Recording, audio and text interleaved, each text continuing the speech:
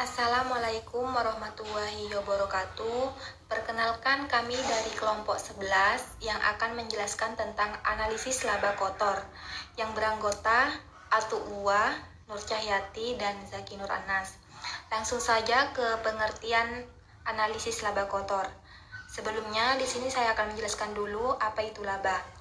Laba merupakan selisih antara pendapatan dengan beban, sehingga laba dapat mengukur masukan dalam bentuk beban yang diukur dengan biaya dan keluaran dalam bentuk pendapatan yang diperoleh. Hal ini seperti pernyataan bahwa laba yang dicapai merupakan pengukur penting efisien dan efektivitas organisasi. Nah, pencapaian laba kotor yang maksimal dapat tercapai bila penjualan bersih tinggi daripada harga pokok penjualan. Pencapaian laba kotor adalah tercapainya target laba kotor yang maksimal dengan menunjukkan adanya penjualan yang lebih tinggi daripada harga pokok penjualan. Jika disimpulkan bahwa biaya, masukan, atau input akan menunjukkan ukuran pencapaian laba kotor, apabila setelah jumlah penjualan diketahui sebagai salah satu faktor yang menentukan nilai laba kotor suatu perusahaan. Nah, menurut Kusnandi dalam Muniraf dan lain-lain mengatakan bahwa analisis laba kotor merupakan proses analisis yang berkelanjutan dan harus dilaksanakan secara intensif. Secara umum, pengertian analisis laba kotor adalah analisis yang digunakan untuk mengetahui jumlah laba kotor dari periode satu ke periode selanjutnya, serta sebab-sebab perubahannya laba kotor tersebut antara dua atau lebih periode. Nah, menurut Supriyono, dalam Meditri Purwanto, analisis laba kotor adalah memecah-mecah atau membagi menjadi bagian-bagian atau elemen-elemen yang lebih kecil dengan tujuan untuk menentukan penyebab penyimpanan laba kotor dan untuk mengetahui hubungan antara elemen-elemen tersebut. Sedangkan menurut Kasmir, laba kotor ialah laba yang diperoleh sebelum dikurangi biaya-biaya yang menjadi beban perusahaan. Artinya, laba keseluruhan yang pertama sekali perusahaan peroleh. Penyebab besar kecilnya perolehan laba kotor yang didapat setiap periode perlu dilakukan analisis lebih lanjut. Hal ini bertujuan untuk mengetahui dan memahami penyebab terjadinya perolehan laba kotor. Selain itu juga berguna untuk memutuskan tindakan apa yang harus dilakukan selanjutnya. Jadi, jika disimpulkan, analisis laba kotor adalah analisis atau evaluasi yang dilakukan oleh manajemen untuk mencari dan mengetahui sebab-sebab terjadinya perubahan laba kotor suatu perusahaan dari periode ke periode selanjutnya. Kemudian, apa sih faktor-faktor yang mempengaruhi laba kotor? Nah, yang pertama yaitu perubahan harga jual. Perubahan harga jual ini merupakan perubahan antara harga jual yang sesungguhnya dengan harga jual yang dianggarkan atau harga jual tahun sebelumnya. Nah, rumusnya itu HJR dikurangi HJA kali KR. HJR itu merupakan harga jual realisasi atau tahun yang berlaku sekarang, sedangkan HJA harga jual anggaran tahun lalu. Sedangkan KR itu adalah kuantitas atau volume produk yang sesungguhnya dijual. Apabila HJR dikurangi HJA hasilnya positif, berarti ada kenaikan harga yang menunjukkan keadaan yang menguntungkan. Dan sebaliknya, bila hasilnya negatif, berarti ada penurunan harga jual dan menunjukkan keadaan yang merugikan. Faktor yang kedua yaitu perubahan kuantitas produk yang dijual. Perubahan kuantitas produk yang dijual yaitu adanya perbedaan antara kuantitas produk yang direncanakan atau tahun sebelumnya dengan kuantitas produk yang sesungguhnya dijual atau direalisir. Nah, rumusnya yaitu KR dikurangi KA kali HJA. Nah, keterangannya, KR itu adalah kuantitas penjualan anggaran tahun lalu, KA itu adalah kuantitas penjualan realisasi, dan HJA adalah harga jual atau satuan produk tahun sebelumnya. Apabila KR dikurangi KA hasilnya positif, menunjukkan bahwa kuantitas produk yang sesungguhnya dijual dari kuantitas yang dianggarkan. Hal ini menunjukkan keadaan menguntungkan atau bagian penjualan bekerja lebih baik. Sebaliknya, bila hasilnya negatif berarti penjualannya turun dan menunjukkan keadaan merugikan. Yang faktor ketiga yaitu perubahan harga pokok penjualan per satuan produk. Perubahan harga pokok penjualan per satuan yaitu adanya perbedaan antara harga pokok penjualan per satuan produk menurut budget atau tahun sebelumnya dengan harga pokok yang sesungguhnya.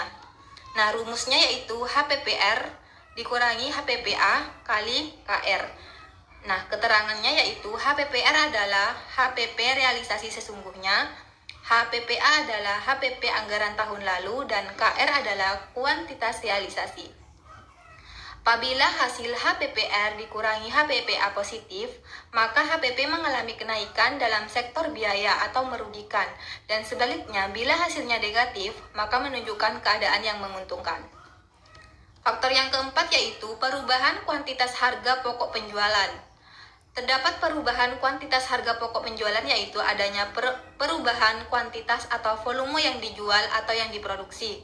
Perubahan laba kotor yang disebabkan adanya kuantitas harga pokok penjualan per satuan produk yang dijual. Nah, rumusnya yaitu KR dikurangi KA dikali HPPA. Nah, HPPA sama dengan HPP anggaran tahun lalu. KR adalah kuantitas realisasi. KR adalah kuantitas anggaran tahun lalu. Nah, apabila KR dikurangi KA hasilnya positif, berarti kuantitas yang dijual atau yang diproduksi bertambah atau mengalami kenaikan. Jika kuantitas bertambah, maka harga pokok penjualan akan mengalami kenaikan pula. Hal ini menunjukkan keadaan yang merugikan. Dari keempat faktor-faktor tersebut, ada lagi 3 tambahan, yaitu perubahan kuantitas neto. Perubahan kuantitas neto adalah kuantitas penjualan dengan kuantitas harga pokok penjualan sekarang dan tahun sebelumnya. Kemudian, perubahan komposisi penjualan. Perubahan laba kotor yang disebabkan oleh adanya perbedaan komposisi barang yang dijual sekarang dan tahun sebelumnya. Dan yang terakhir yaitu perubahan total kuantitas penjualan, yaitu perubahan yang disebabkan adanya perubahan total jumlah penjualan. Mungkin itu yang dapat saya sampaikan, kurang lebihnya saya mohon maaf. Lanjut ke pemateri kedua yaitu Zaki Nur Anas. Terima kasih. Baik, di sini saya akan menyampaikan materi tentang manfaat analisis laba kotor. Pada dasarnya, analisis laba kotor merupakan salah satu kegiatan yang sangat penting bagi manajemen guna mengambil keputusan untuk masa sekarang dan yang akan datang.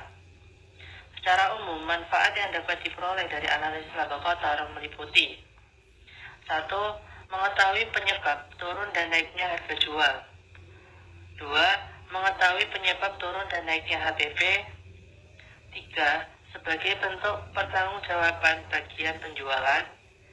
4. Sebagai bentuk pertanggungjawaban bagian produksi. 5. Alat ukur untuk menilai kinerja manajemen.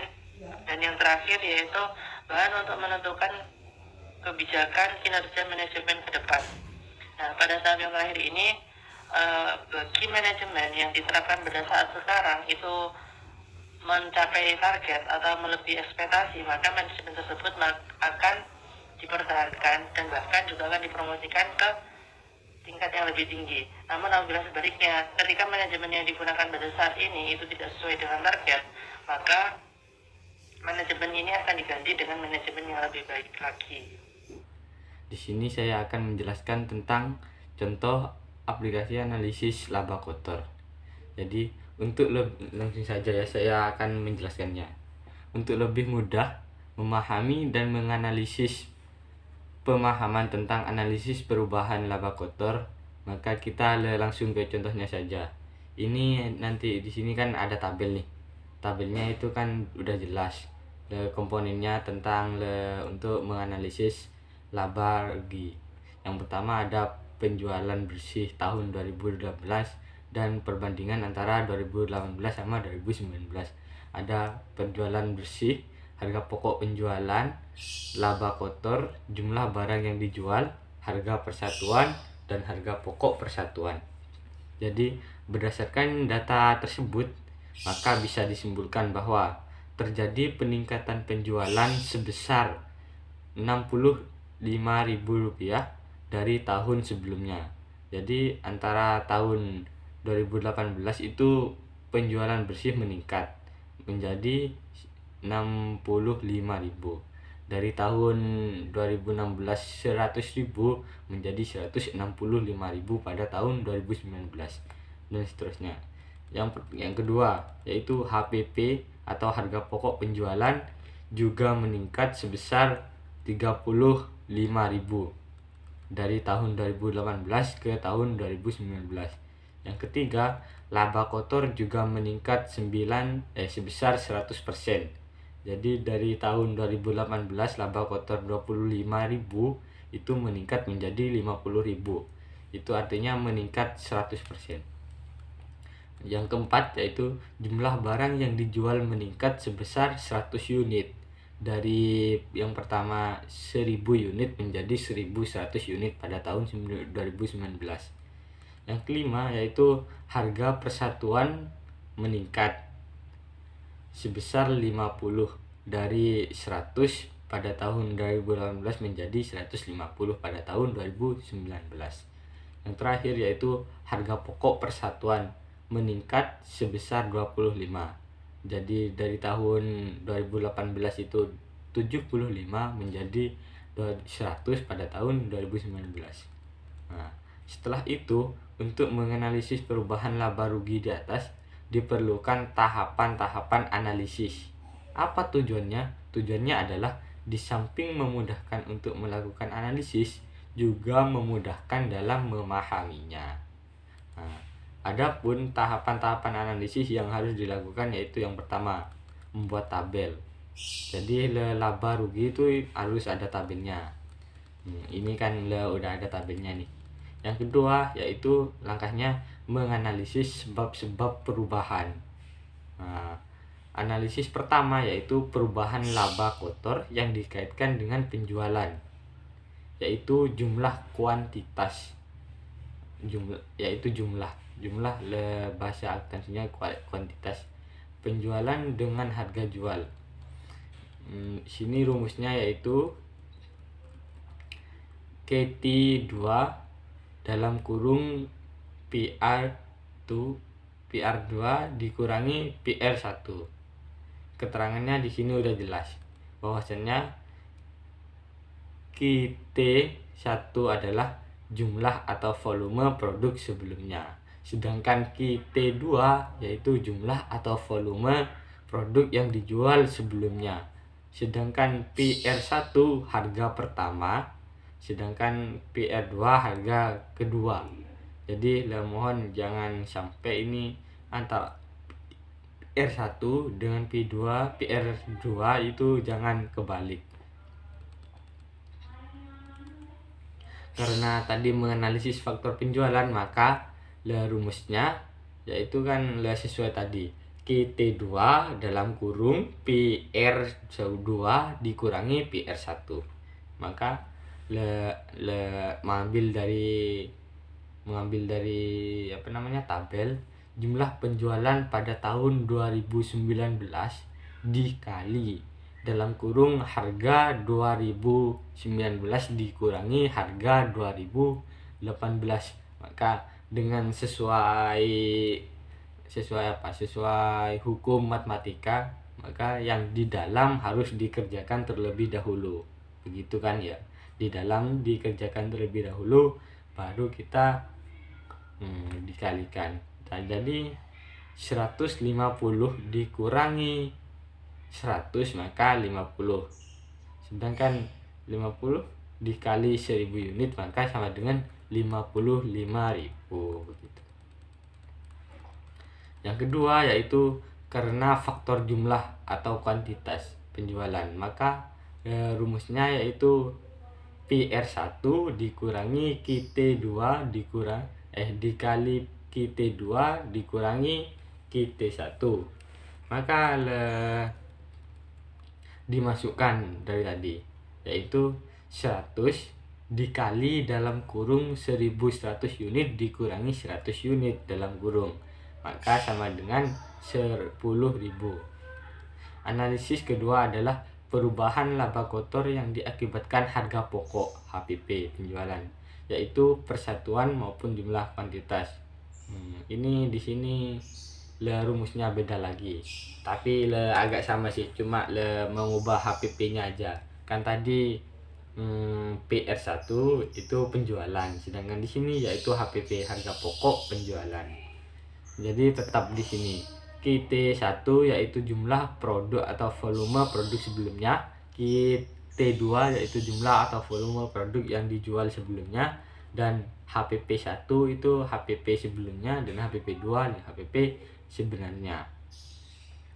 Maka di sini karena harga pokok penjualan, maka rumusnya KT2 dalam kurung HPP2 dikurangi HPP1. Maka cuma langsung dimasukkan aja, dimasukkan tabel tadi, dimasukkan terus, maka nanti hasilnya sudah ada. Antara 1100 unit dikali dalam kurung 100 dikurangi 75 sama dengan 27.500.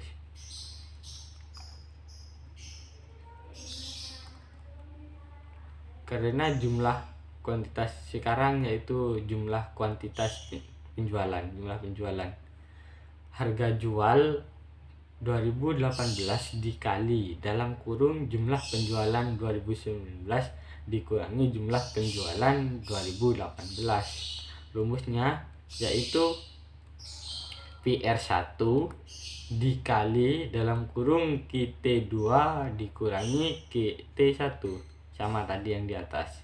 Nah, setelah itu baru analisis tahap yang ketiga, yaitu membuat laporan perubahan laba kotor. Nah, kan tadi udah diketahui nih kenaikan harga jual, HPP-nya itu kan udah tahu. Maka itu dimasukkan tadi yang hasil analisisnya, dibuat tabel seperti contoh seperti berikut ini. Yang pertama yaitu kenaikan penjualan diakibatkan 1. Kenaikan harga jual sebesar 55.000, kenaikan kuantitas penjualan sebesar 10.000. Maka total kenaikan penjualan 65.000. Yang kedua yaitu kenaikan HPP, harga pokok penjualan diakibatkan yang pertama kenaikan harga pokok per unit itu sebesar 27.500 dan kenaikan kuantitas harga pokok 10.000. Maka total kenaikan HPP, harga pokok penjualan, yaitu 37.500. Jadi di jumlah antara kenaikan penjualan dan kenaikan HPP, maka kenaikan itu